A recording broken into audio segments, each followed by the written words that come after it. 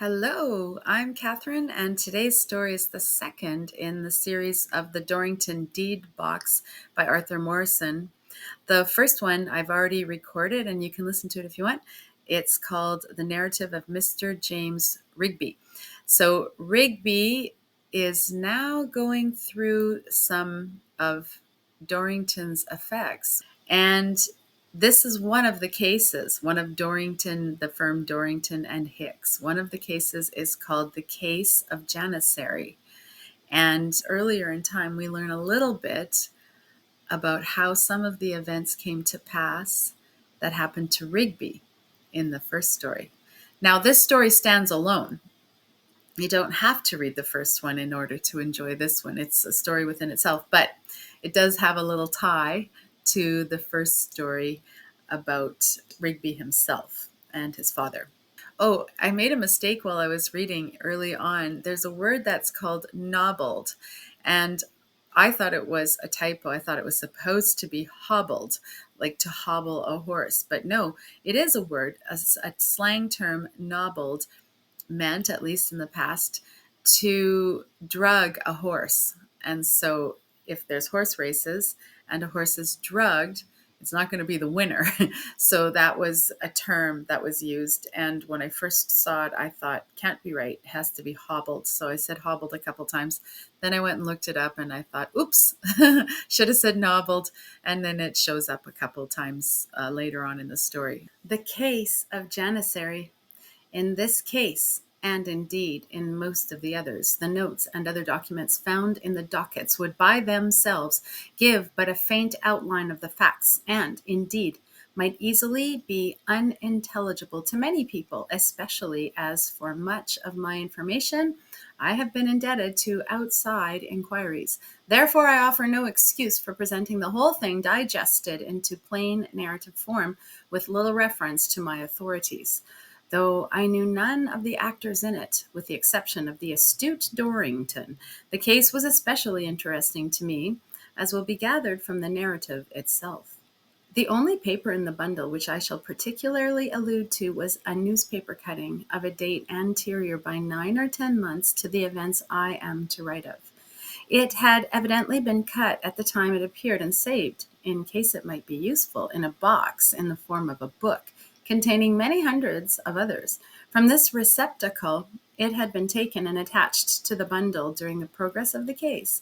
I may say at once that the facts recorded have no direct concern with the case of the horse Janissary, but had been useful in affording a suggestion to Dorrington in connection therewith. The matter is a short report of an ordinary sort of inquest, and I here transcribe it.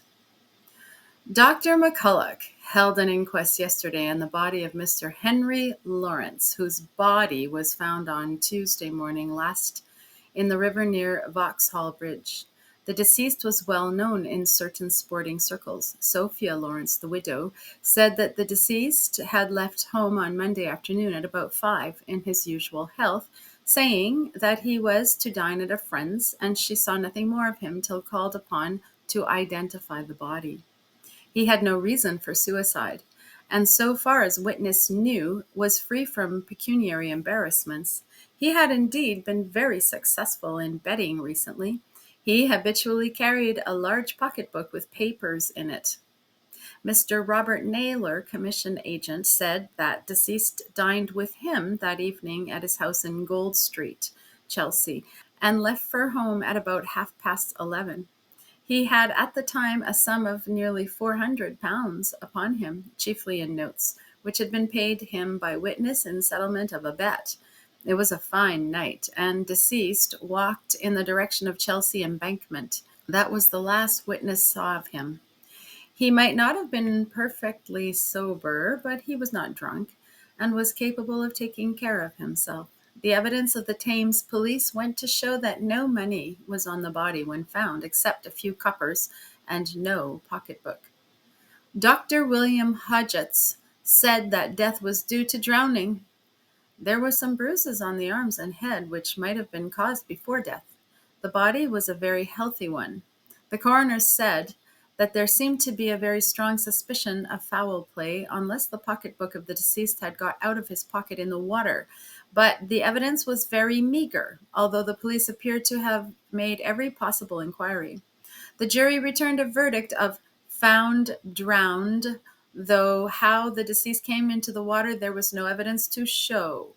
I know no more of the unfortunate man Lawrence than this, and I have only printed the cutting here because it probably induced Dorrington to take certain steps in the case I am dealing with. With that case, the fate of the man Lawrence has nothing whatever to do. He passes out of the story entirely. 2. Mr. Warren Telfer was a gentleman of means and the owner of a few, very few, racehorses, but he had a great knack of buying hidden prizes and yearlings, and what his stable lacked in quantity, it often more than made up for in quality. Thus he had once bought a St. Leger winner for as little as £150. Many will remember his bitter disappointment of 10 or a dozen years back when his horse 𝒂𝒏𝒊𝒔𝒂𝒓𝒚, starting an odds-on favorite for the 2000, never even got among the crowd and ambled in streets behind everything. It was freely rumored, and no doubt with cause, that 𝒂𝒏𝒊𝒔𝒂𝒓𝒚 had been got at and in some way hobbled. There were hints of certain bucket of water administered just before the race, a bucket of water observed in the hands, some said, of one, some said, of another person connected with Ritter's training establishment. There was no suspicion of pulling, for plainly the jockey was doing his best with the animal all the way along, and never had a tight rein.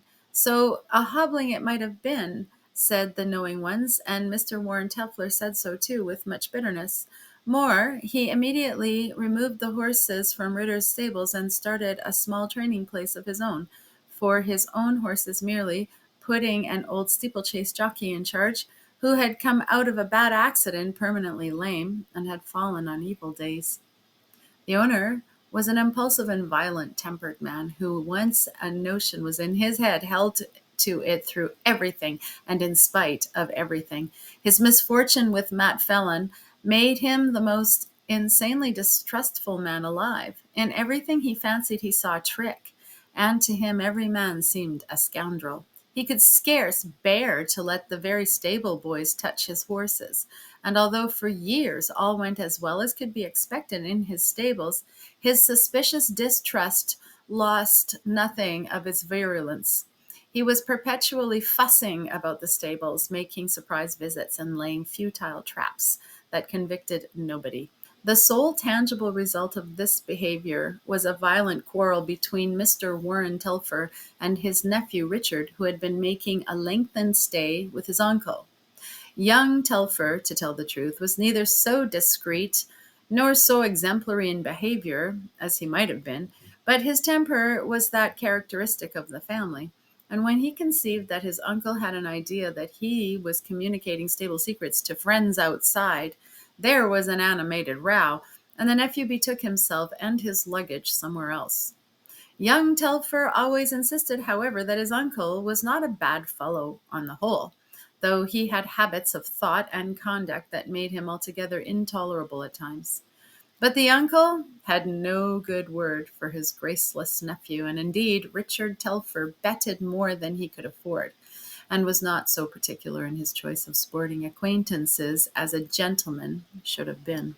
Mr. Warren Telfer's house, Blackhall, and his stables were little more than 2 miles from Redbury in Hampshire, and after the quarrel Mr. Richard Telfer was not seen near the place for many months, not indeed till excitement was high over the forthcoming race for the Redbury Stakes, for which there was an entry from the stable Janissary, for long ranked second favourite, and then the owner's nephew did not enter the premises, and, in fact, made his visit as secret as possible.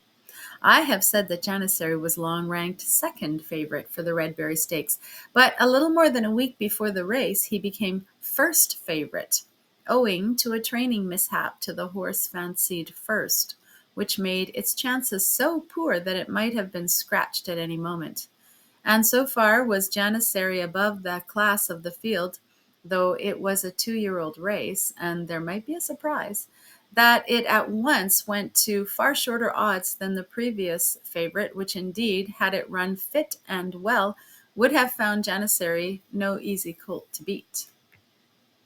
Mr. Telfer's nephew was seen near the stables but 2 or 3 days before the race, and that day the owner dispatched a telegram to the firm of Dorrington and Hicks. In response to this telegram, Dorrington caught the first available train for Redbury, and was with Mr. Warren Telfer in his library by 5 in the afternoon.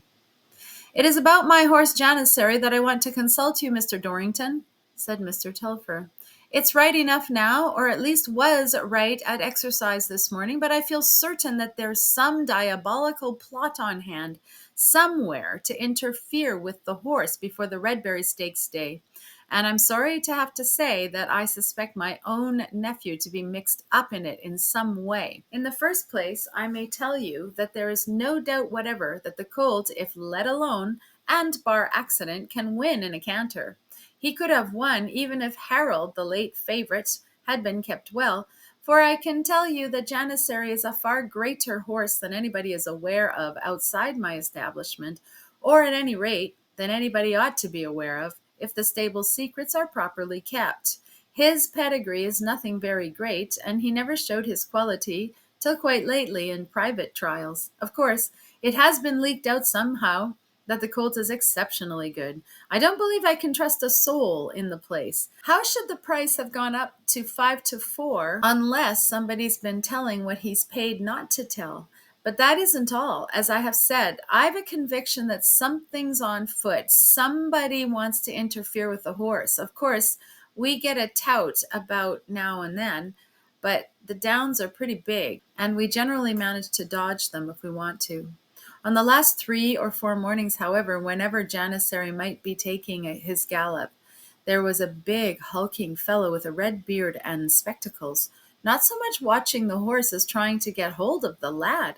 I am always up and out at 5, for I found to my cost, you remember about Matt Fellon, that if a man doesn't want to be ramped, he must never take his eyes off things. Well, I have scarcely seen the lad ease the colt once on the last 3 or 4 mornings without that red-bearded fellow bobbing up from a knoll, or a clump of bushes, or something close by, especially if Janissary was a bit away from the other horses, and not under my nose or the head lad's for a moment. I rode at the fellow, of course, when I saw what he was after, but he was artful as a cartload of monkeys, and vanished somehow before I could get near him. The head lad believes he has seen him about just after dark, too. But I am keeping the stable lads in when they're not riding, and I suppose he finds he has no chance of getting at them, except when they're out with the horses. This morning, not only did I see this fellow about as usual, but I am ashamed to say I observed my own nephew acting the part of a common tout. He certainly had the decency to avoid me and clear out, but that was not all, as you shall see.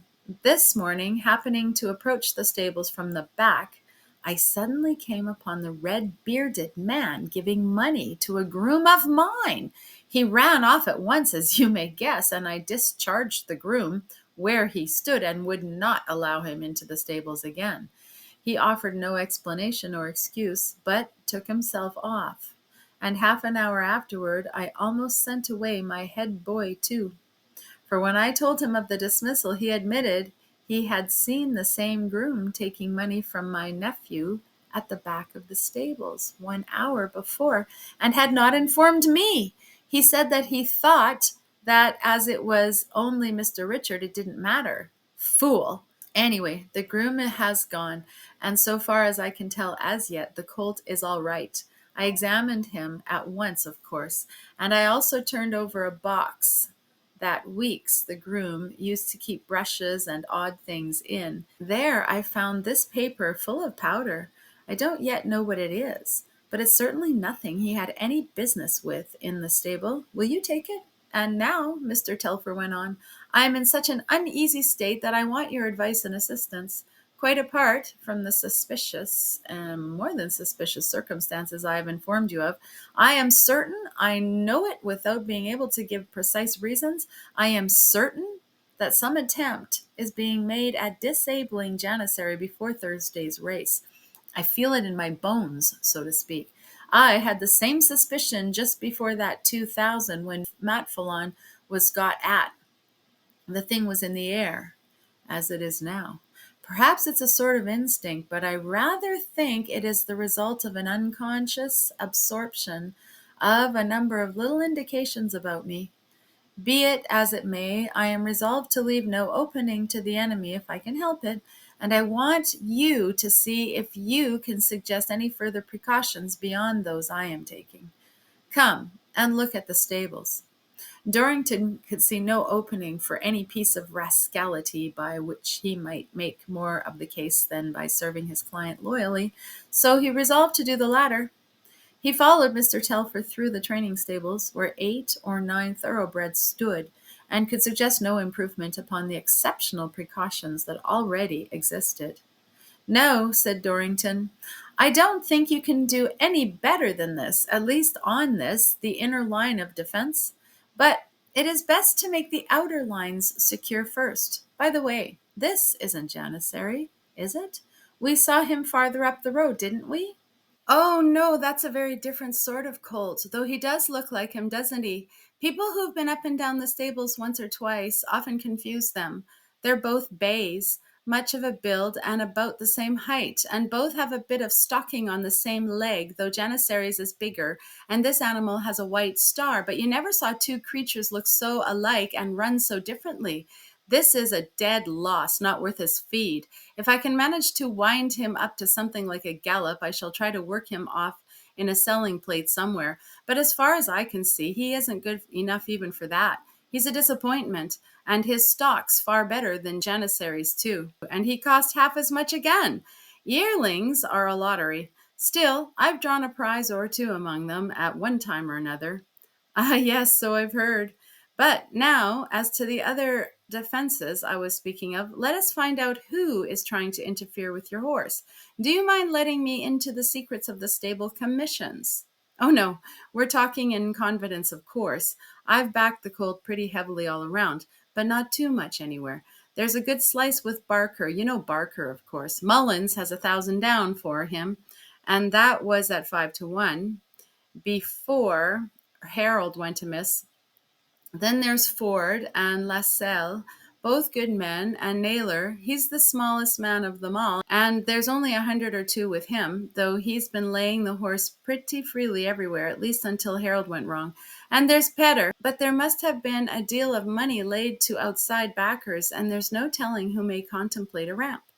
Just so. Now, as to your nephew, what of your suspicions in that direction? "Perhaps I'm a little hasty as to that," Mr. Telfer answered, a little ashamed of what he had previously said. "But I'm worried and mystified, as you see, and hardly know what to think.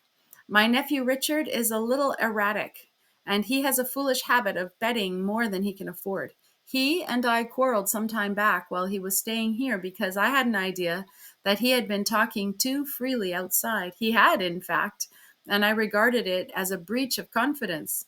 So there was a quarrel and he went away." "Very well.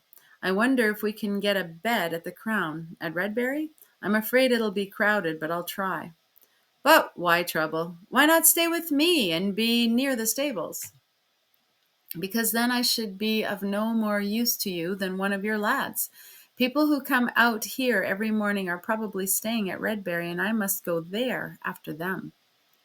The Crown at Redbury was full in anticipation of the races, but Dorrington managed to get a room ordinarily occupied by one of the landlord's family, who undertook to sleep at a friend's for a night or two.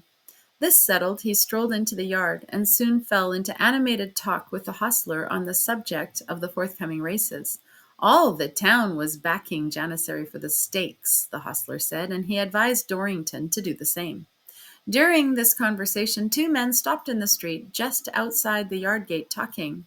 One was a big, heavy, vulgar-looking fellow in a boxcloth coat and with a shaven face and hoarse voice.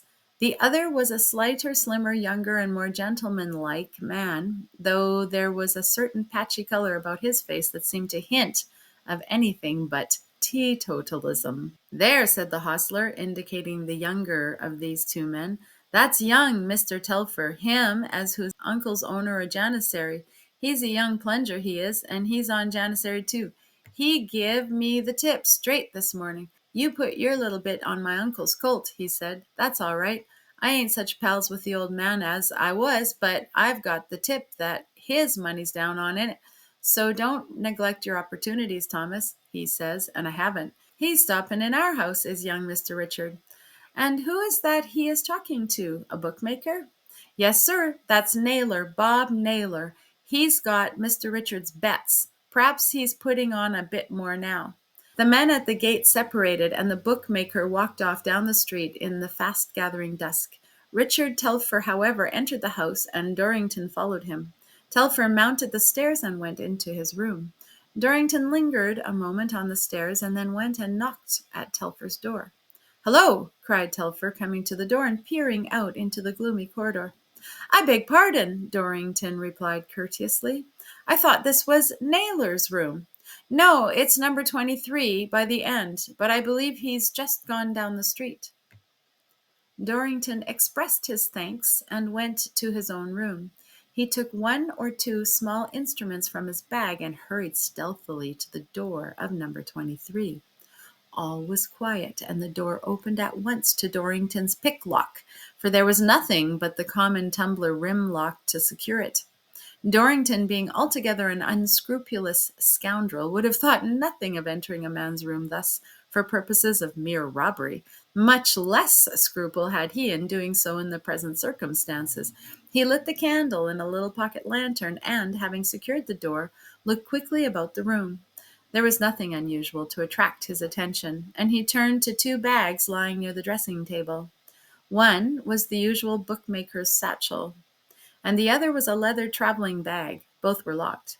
Dorrington unbuckled the straps of the large bag and produced a slender picklock of steel wire with a sliding joint, which, with a little skill for humoring, turned the lock in the course of a minute or two. One glance inside was enough.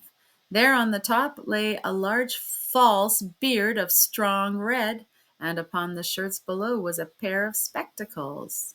But Dorrington went further and felt carefully below the linen till his hand met a small, flat mahogany box. This he withdrew and opened.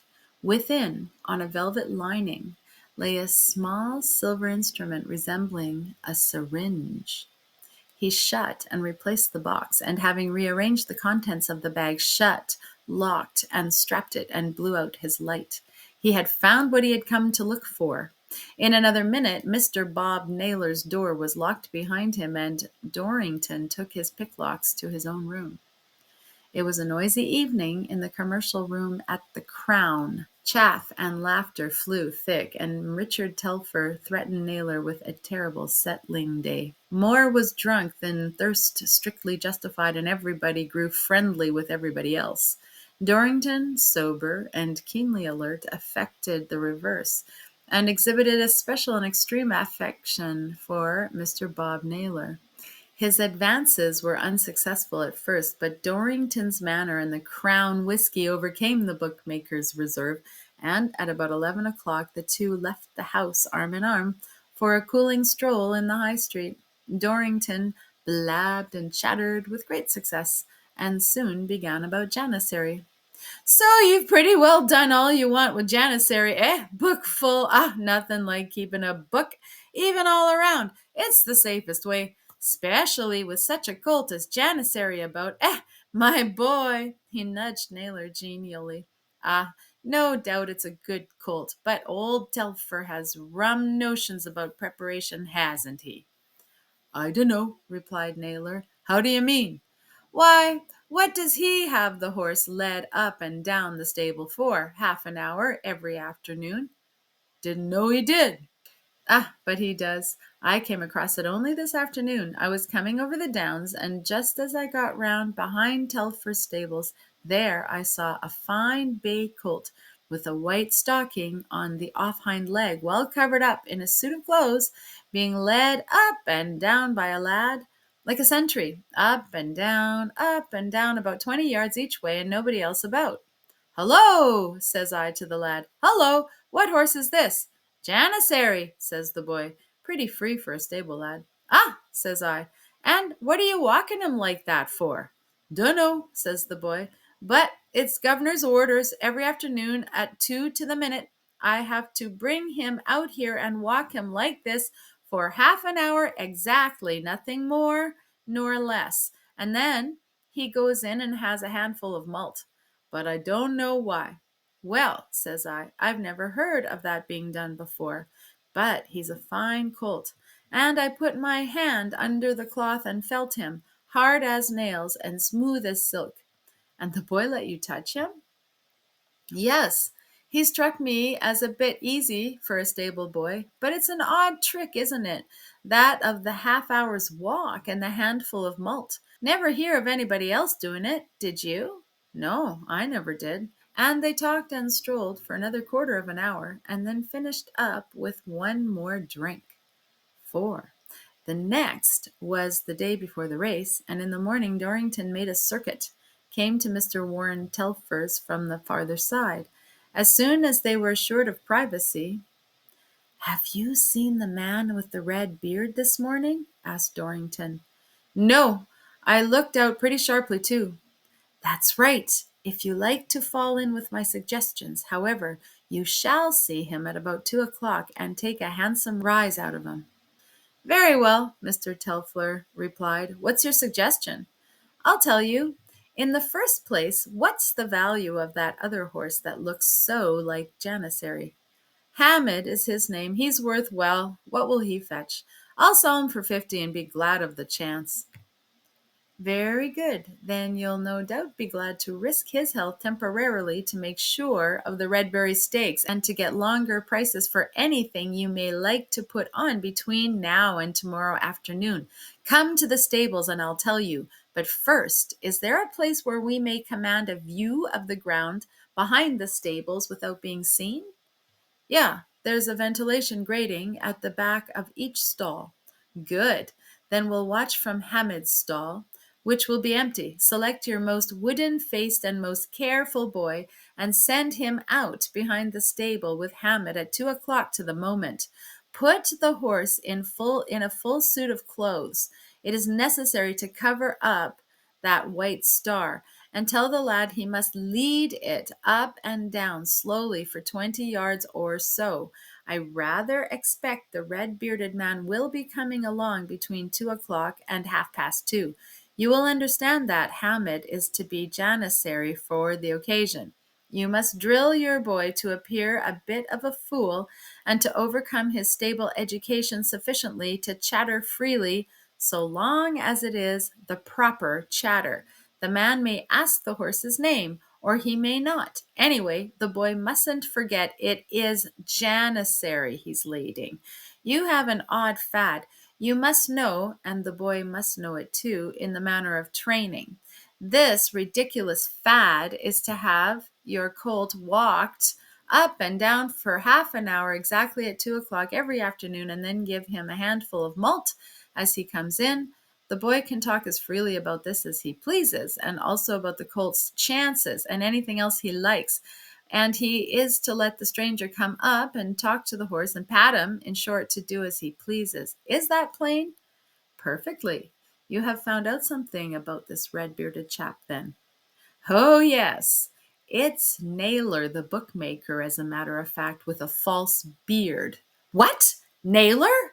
"Yes. You see the idea, of course. Once Naylor thinks he has nobbled the favorite, he will lay it to any extent, and the odds will get longer. Then you can make him pay for his little games." "Well, yes, of course. Though I wouldn't put too much with Naylor in any case. He's not a big man, and he might break and lose me the lot. So I can get it out of the others." "Just so. You'd better see about schooling your boy now, I think. I'll tell you more presently." A minute or two before 2 o'clock, Dorrington and Telfer mounted on a pair of steps and were gazing through the ventilation grating of Hamid's stall, when the colt, clothed completely, was led round. Then Dorrington described his operations of the previous evening. "No matter what he might think of my tale," he said, "Naylor will be pretty sure to come. He has tried to bribe your stableman and has been baffled. Every attempt to get hold of the boy in charge of Janissary has failed, and he will be glad to clutch at any shadow of a chance to save his money now. Once he's here and the favorite apparently at his mercy, the thing is done. By the way, I expect your nephew's little present to the man you sacked was a fairly innocent one. No doubt he merely asked the man whether Janissary was keeping well and was thought good enough to win, for I find he is backing it pretty heavily. Naylor came afterwards with much less innocent intentions, but fortunately you were down on him in time. Several considerations induced me to go to Naylor's room. In the first place, I have heard rather shady tales of his doings on one or two occasions, and he did not seem a sufficiently big man to stand to lose a great deal over your horse. Then, when I saw him, I observed that his figure bore a considerable resemblance to that of the man you had described, especially as regards the red beard and the spectacles, articles easily assumed and indeed often enough used by the scum of the ring whose trade is welshing.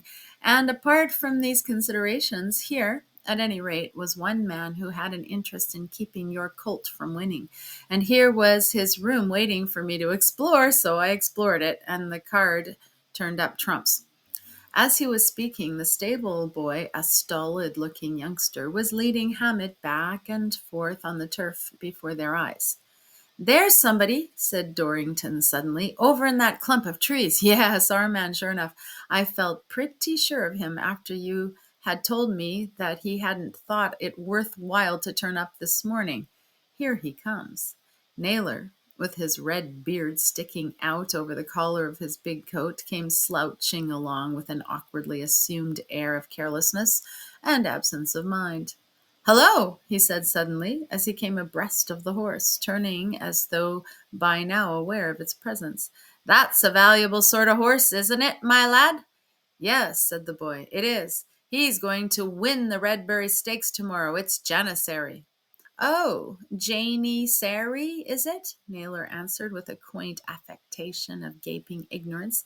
"Janissary, eh? Well, she do look a fine 'orse, what I can see of her. What a suit of clothes! And so she's one of the 'orses that runs in races, is she? Well, I never. Pretty much like other 'orses, too, to look at, ain't she? Only a bit thin in the legs." The boy stood carelessly by the colt's side, and the man approached. His hand came quickly from an inner pocket, and then he passed it under Hamid's cloths, near the shoulder. "Ah, it do feel a lovely skin, to be sure," he said. "And so there's going to be races at Redbury tomorrow, is there? I don't know anything about races myself, and oh my!" Naylor sprang back as the horse, flinging back its ears, started suddenly, swung around, and reared. "Lor!" he said, "what a vicious brute! Just because I stroked her! I'll be careful about touching racehorses again." His hand passed stealthily to the pocket again, and he hurried on his way, while the stable boy steadied and soothed Hamid. Telfer and Dorrington snickered quietly in their concealment. "He's taken a great deal of trouble, hasn't he?" Dorrington remarked. "It's a sad case of the biter bit for Mr. Naylor, I'm afraid. That was a prick the colt felt. Hypodermic injection with a syringe. I saw in the bag, no doubt. That boy won't be such a fool as to come in again at once, will he? If Naylor's taken a look back from anywhere, that may make him suspicious." "No fear, I've told him to keep out for the half hour, and he'll do it. Dear, dear, what an innocent person Mr. Bob Naylor is. Well, I never. Pretty much like other horses. He didn't know there were to be races at Redbury. Janissary, too. It's really very funny." Ere the half hour was quite over, Hamid came stumbling and dragging into the stable yard, plainly all amiss, and collapsed on his litter as soon as he gained his stall. There he lay, shivering and drowsy. "I expect he'll get over it in a day or two," Dorrington remarked. "I don't suppose a vet could do much for him just now, except perhaps give him a drench and let him take a rest. Certainly the effect will last over tomorrow. That's what it is calculated for." 5. The Redberry Stakes were run at 3 in the afternoon after 2 or 3 minor events had been disposed of. The betting had undergone considerable fluctuations during the morning. But in general, it ruled heavily against Janissary. The story had got about, too, that Mr. Warren Telfer's colt would not start. So that when numbers went up and it was seen that Janissary was starting after all, there was much astonishment and a good deal of uneasiness in the ring. "It's a pity we can't see our friend Naylor's face just now, isn't it?" Dorrington remarked to his client as they looked on from Mr. Telfer's drag. "Yes, it would be interesting," Telfer replied. "He was quite confident last night, you say?" "Quite. I tested him by an offer of a small bet on your colt, adding some points over the odds, and he took it at once. Indeed, I believe he has been going about gathering up all the wagers he could about Janissary, and the market has felt it. Your nephew has risked some more with him, I believe, and altogether it looks as though the town would spoil the bookies badly." As the horse came from the weighing enclosure, Janissary was seen conspicuous among them, bright, clean, and firm, and a good many faces lengthened at the sight.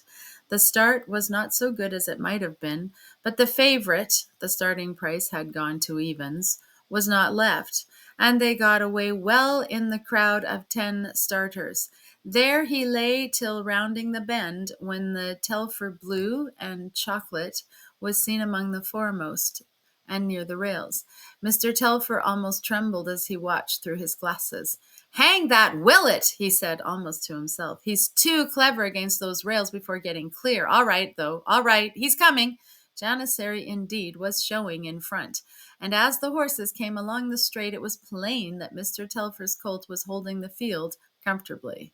There were changes in the crowd. Some dropped away, some came out and attempted to challenge for the lead, but the favorite, striding easily, was never seriously threatened, and in the end, being a little let out, came in a 3 lengths winner, never once having been made to show his best.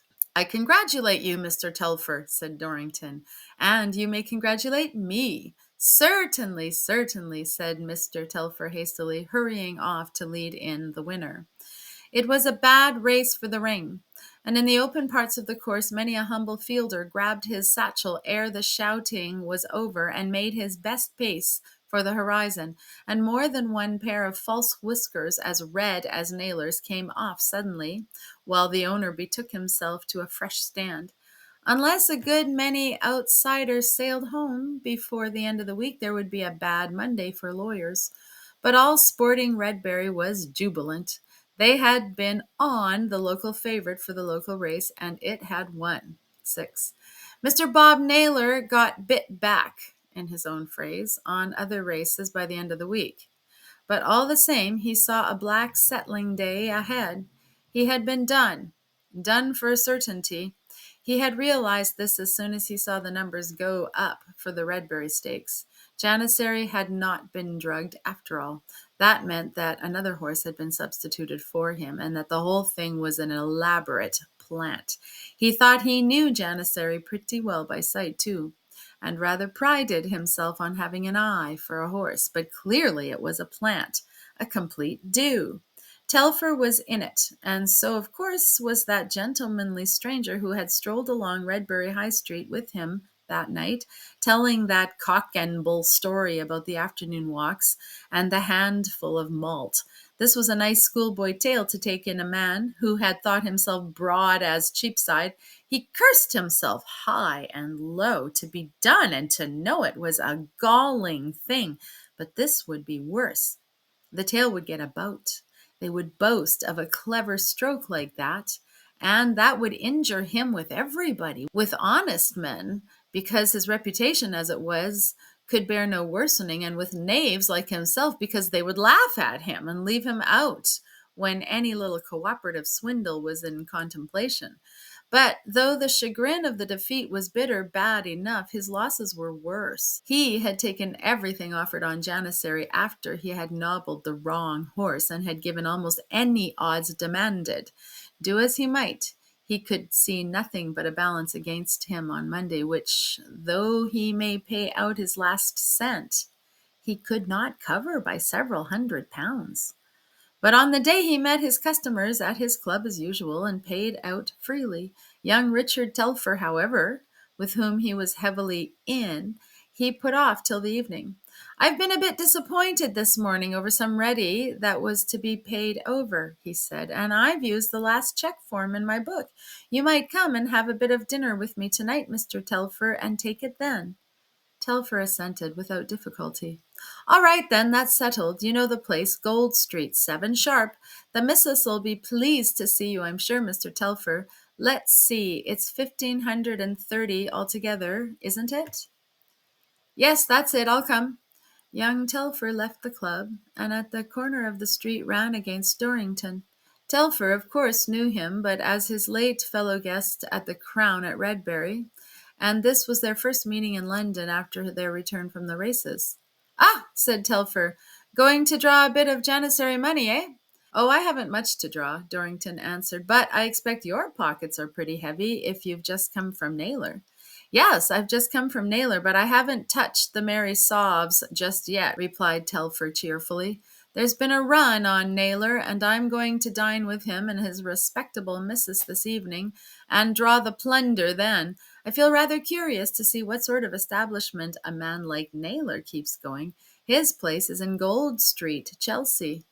"Yes, I believe so. Anyway, I congratulate you on your haul and wish you a merry evening." And the two men parted. Dorrington had indeed a few pounds to draw as a result of his fishing bet with Naylor, but now he resolved to ask for the money at his own time. This invitation to Telfer took his attention, and it reminded him oddly of the circumstances detailed in the report of the inquest on Lawrence, transcribed at the beginning of this paper. He had cut out this report at the time it appeared because he saw certain singularities about the case, and he had filed it as he had done hundreds of other such cuttings. And now certain things led him to fancy that he might be interested to observe the proceedings at the Naylor house on the evening after a bad settling day. He resolved to gratify himself with a strict professional watch in Gold Street that evening, on chance of something coming of it, for it was an important thing in Dorrington's rascally trade to get hold of as much of other people's private business as possible, and to know exactly in what cupboard to find every man's skeleton, for there was no knowing but it might be turned into money sooner or later. So he found the number of Naylor's house from the handiest directory, and at 6 o'clock, a little disguised by a humbler style of dress than usual, he began his watch. Naylor's house was at the corner of a turning, with the flank wall blank of windows except for one at the top, and a public house stood at the opposite corner. Dorrington, skilled in watching without attracting attention to himself, now lounged in the public house bar, now stood at the street corner, and now sauntered along the street, a picture of vacancy of mind, and looking apparently at everything in turn except the house at the corner. The first thing he noted was the issuing forth from the area steps of a healthy-looking girl in much gaily beribboned finery, plainly a servant taking an evening out. This was an odd thing, that a servant should be allowed out on an evening when a guest was expected to dinner. And the house looked like one where it was more likely that one servant would be kept than two. Dorrington hurried after the girl, and changing his manner of address to that of a civil labourer, said, "Beg pardon, miss, but is Mary Walker still in service at your house?" "Mary Walker?" said the girl. "Why, no, I never heard the name, and there ain't nobody in service there but me. Beg pardon, it must be the wrong house. It's my cousin, miss, that's all." Dorrington left the girl and returned to the public house. As he reached it, he perceived a second noticeable thing. Although it was broad daylight, there was now a light behind the solitary window at the top of the side wall of Naylor's house. Dorrington slipped through the swing doors of the public house and watched through the glass. It was a bare room behind a high window. It might have been a bathroom, and its interior was made but dimly visible from outside by the light. A tall, thin woman was setting up an ordinary pair of house steps in the middle of the room. This done, she turned to the window and pulled down the blind. And as she did so, Dorrington noted her very extreme thinness, both of face and body. When the blind was down, the light still remained within. Again, there seemed some significance in this. It appeared that the thin woman had waited until her servant had gone before doing whatever she had to do in that room. Presently the watcher came again into Gold Street, and from there caught a passing glimpse of the thin woman as she moved busily about the front room over the breakfast parlor. Clearly, then, the light above had been left for future use. Dorrington thought for a minute and then suddenly stopped with a snap of the fingers. He saw it all now. There was something altogether in his way. He would take a daring course. He withdrew once more to the public house and, ordering another drink, took up a position in a compartment from which he could command a view both of Gold Street and the side turning. The time now, he saw by his watch, was 10 minutes to 7. He had to wait rather more than a quarter of an hour before seeing Richard Telfer come walking jauntily down Gold Street, mount the steps, and knock at Naylor's door. There was a momentary glimpse of the thin woman's face at the door, and then Telfer entered. It now began to grow dusk, and in about 20 minutes more Dorrington took to the street again. The room over the breakfast parlor was clearly the dining room. It was lighted brightly, and by intent listening the watcher could distinguish now and again a sudden burst of laughter from Telfer, followed by the deeper grunts of Naylor's voice, and once by sharp tones that seemed natural to suppose were the thin woman's. Dorrington waited no longer, but slipped a pair of thick sock feet over his shoes, and after a quick look along the two streets to make sure nobody was near, he descended the area steps. There was no light in the breakfast parlor. With his knife he opened the window catch, raised the sash quietly, and stepped over the sill, and stood in the dark room within. All was quiet except for the talking in the room above. He had done what many thieves, parlor jumpers, do every day, but there was more ahead. He made his way silently to the basement passage and passed into the kitchen. The room was lighted, and cookery utensils were scattered about, but nobody was there. He waited till he heard a request in Naylor's gruff voice for another slice of something, and noiselessly mounted the stairs. He noticed that the dining room door was ajar, but passed quickly on to the second flight and rested on the landing above.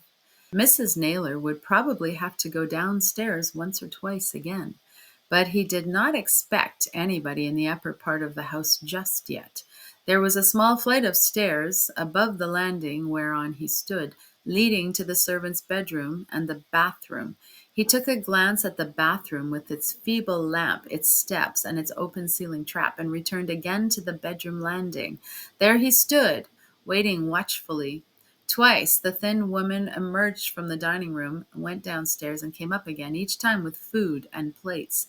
Then she went down once more again, and was longer gone. Meanwhile, Naylor and Telfer were talking and joking loudly at the table.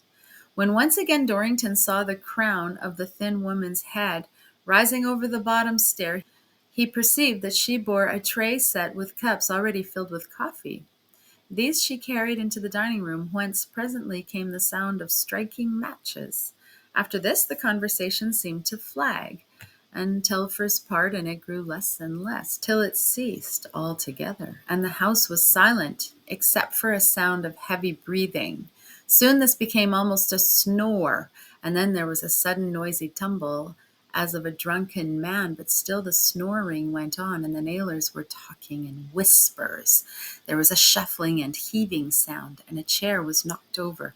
Then at the dining room door appeared Naylor, walking backward, carrying the inert form of Telfer by the shoulders, while the thin woman followed, supporting the feet. Dorrington retreated up the small stair flight, cocking a pocket revolver as he went.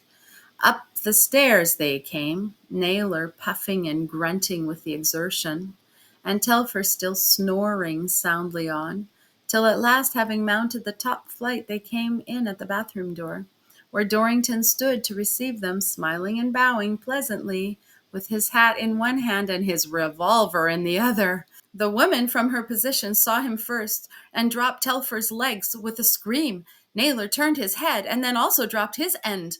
The drugged man fell in a heap, snoring still.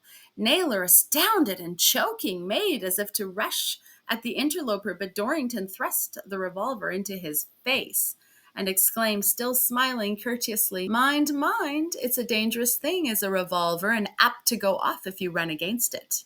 He stood thus for a second, and then stepped forward and took the woman, who seemed like to swoon, by the arm, and pulled her into the room.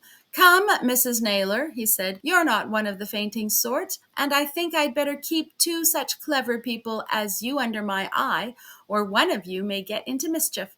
Come now, Naylor, we'll talk business." Naylor, now white as a ghost, sat on the edge of the bath and stared at Dorrington as though in a fascination of terror. His hands rested on the bath at each side, and an odd sort of gurgling came from his thick throat. "We will talk business," Dorrington resumed. "Come, you've met me before now, you know, at Redbury. You can't have forgotten Janissary, and the walking exercise, and the handful of malt. I'm afraid you're a clumsy sort of rascal, Naylor, though you do your best. I'm a rascal myself, though I don't often confess it. And I assure you that your conceptions are crude as yet. Still, that isn't a bad notion in its way, that of drugging a man and drowning him in your cistern up there in the roof when you prefer not to pay him his winnings. It has the very considerable merit that after the body has been fished out of any river you may choose to fling it into, the stupid coroner's jury will never suspect that it was drowned in any other water but that. Just as happened in the Lawrence case, for instance. You remember that, eh? So do I, very well. And it was because I remembered that I paid you this visit tonight. But you do the thing much too clumsily, really. When I saw a light up here in broad daylight, I knew at once it must be left for some purpose to be executed later in the evening. And when I saw the steps carefully placed at the same time, after the servant had been sent out, why, the thing was plain. Remembering, as I did, the curious coincidence that Mr. Lawrence was drowned the very evening he had been here to take away his winnings. The steps must be intended to give access to the roof, where there was probably a tank to feed the bath. And what more secret place to drown a man than there? And what easier place, so long as the man was well drugged, and there was a strong lid to the tank. As I say, Naylor, your notion was meritorious, but your execution was wretched, perhaps because you had no notion that I was watching you. He paused and then went on. "Come," he said, "collect your scattered faculties, both of you. I shan't hand you over to the police for this little invention of yours. It's too useful an invention to give away to the police. I shan't hand you over. That is to say, as long as you do as I tell you. If you get mutinous, you shall hang, both of you, for the Lawrence business. I may as well tell you that I'm a bit of a scoundrel myself by way of profession. I don't boast about it, but it's well to be frank in making arrangements of this sort. I'm going to take you into my service. I employ a few agents, and you and your tank may come in very handy from time to time. But we must set it up with a few improvements in another house, a house which hasn't quite such an awkward window, and we mustn't execute our little suppressions so regularly on settling day. It looks suspicious. So as soon as you can get your faculties together, we'll talk this over." The man and the woman had exchanged glances during this speech, and now Naylor asked huskily, jerking his thumb toward the man on the floor, "And what about him?" "What about him? Why, get rid of him as soon as you like. Not that way, though." He pointed toward the ceiling trap. "It doesn't pay me, and I'm master now. Besides, what will people say when you tell the same tale at his inquest that you told at Lawrence's? No, my friend, bookmaking and murder don't assort together, profitable as the combination may seem. Settling days are too regular, and I'm not going to be your accomplice, mind. You are going to be mine. Do what you please with Telfer. Leave him on somebody's doorstep if you like." "But I owe him 1,500, and I ain't got more than half of it. I'll be ruined." Very likely, Dorrington returned placidly. Be ruined as soon as possible, then, and devote all your time to my business. You're not to ornament the ring any longer, remember. You're to assist a private inquiry agent, you and your wife and your charming tank.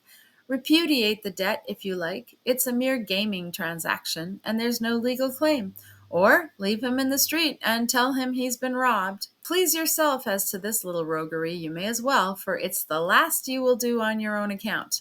For the future, your respectable talents will be devoted to the service of Dorrington and Hicks, private inquiry agents, and if you don't give satisfaction, that eminent firm will hang you, with the assistance of the judge at the Old Bailey. So settle your business yourselves, and quickly, for I've a good many things to arrange with you. And, Dorrington watching them continually, they took Telfer out by the side gate in the garden wall, and left him in a dark corner. Thus I learned the history of the horrible tank that had so nearly ended my own life, as I have already related. Clearly the Naylors had changed their name to Crofting on taking compulsory service with Dorrington, and Mrs. Naylor was the repulsively thin woman who had drugged me with her coffee in the house at Highgate. The events I have just recorded took place about 3 years before I came to England. In the meantime, how many people whose deaths might be turned to profit had fallen victims to the murderous cunning of Dorrington and his tools? The end.